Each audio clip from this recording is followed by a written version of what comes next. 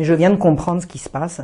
C'est-à-dire que l'école est maintenant le lieu qui est le malheur pour les faibles, pour les bons, pour les gentils, pour les doux, tous les gens qui sont sincèrement bons et gentils sont maintenant en danger à l'école, parce que c'est la racaille qui fait la loi, parce que ce sont les violents qui font la loi, et c'est le triomphe de la barbarie et de la loi du plus fort. Maintenant, l'école accepte ça.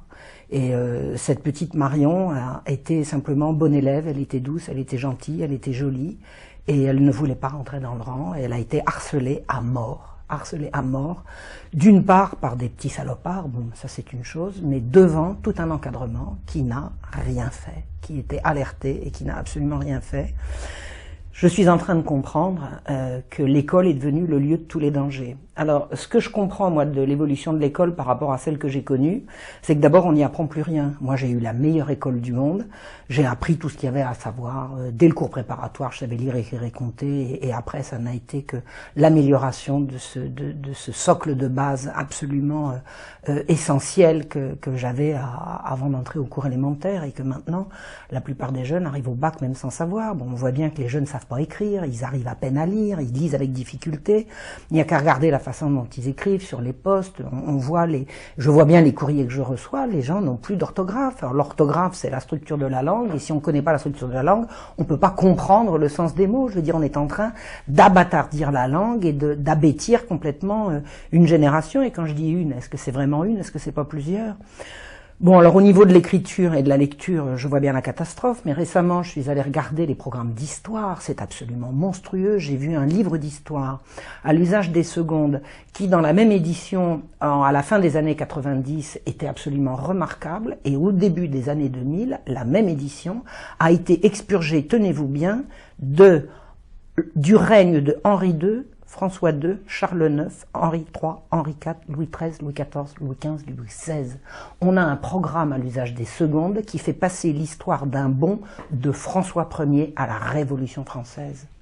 On fait sauter 2 siècles et demi d'histoire, c'est-à-dire que les jeunes vont atteindre la Révolution française en ignorant tout ce qui s'est passé pendant les 250 ans qui ont précédé. Par contre, alors là, on va leur raconter des belles histoires sur les brillantes lumières qui ont précédé la Révolution et grâce auxquelles la Révolution est arrivée. Je pense que c'est absolument monstrueux. Alors l'école n'est plus là pour enseigner. Elle sert à quoi? Eh bien, je viens de comprendre à quoi elle sert. Elle sert à enseigner le sexe et la perversion.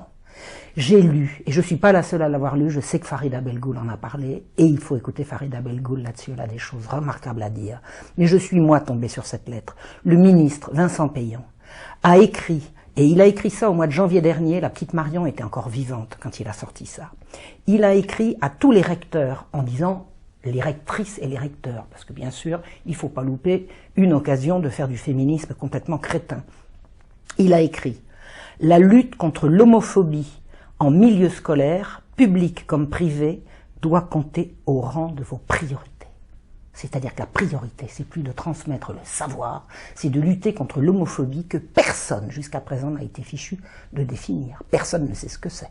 On a compris que l'homophobie, c'est ce qui s'oppose au desiderata d'un certain lobby qui prétend représenter les homosexuels comme si c'était possible, mais voilà quelle est la priorité de Monsieur le ministre. Et il dit également, tenez-vous bien, je cite: « Je souhaite ainsi que vous accompagniez et favorisiez les interventions en milieu scolaire des associations qui luttent contre les préjugés homophobes. Je vous invite également à relayer avec la plus grande énergie, au début de l'année, la campagne de communication relative à la ligne Azur. Monsieur le ministre demande aux recteurs et aux rectrices, n'oublions pas les rectrices, de faire en sorte que dans leurs établissements, la ligne Azur soit relayée. Vous savez ce que c'est que la ligne Azur? Ben écoutez, je ne vais pas vous le raconter, je vais les citer. Nous sommes à la fois un service d'écoute et un site internet qui informe et soutiennent toute personne, jeune ou adulte, qui se pose des questions sur son attirance et ou ses pratiques sexuelles avec une personne du même sexe. Ça veut dire que Monsieur le ministre a décrété que la priorité pour la prochaine rentrée, c'est pas d'apprendre à lire, à écrire, à compter et à connaître l'histoire de France. C'est apprendre oh, j'ai failli dire un gros mot. Vous avez compris, les pratiques homosexuelles pour les jeunes de tous âges, dès l'école, en luttant contre les préjugés. C'est-à-dire que si vous n'êtes pas d'accord avec ça, vous faites preuve de préjugés. Moi, quand j'étais en fac, on me disait la même chose. Chaque fois que j'attaquais quelque chose qui ne me plaisait pas, on me disait que c'était un préjugé. Non, c'est pas un préjugé. Je n'ai pas commencé à juger. J'ai commencé par écouter, par voir, et ensuite j'ai jugé. Eh bien, je suis en droit, à l'heure actuelle, de dire que cette politique-là, ça n'est pas un préjugé, de dire que c'est criminel. Le ministère est en train de faire de la propagande pour la perversion sexuelle dès les plus jeunes âges. Et alors, si vous allez sur la ligne Azur, vous allez comprendre que ce qui, hier encore, et il n'y a pas si longtemps, était considéré comme un attentat à la pudeur ou de la corruption de la jeunesse, parce que ça tombait sous le coup de la loi, c'est devenu la priorité du ministère. C'est à ça que sert l'école.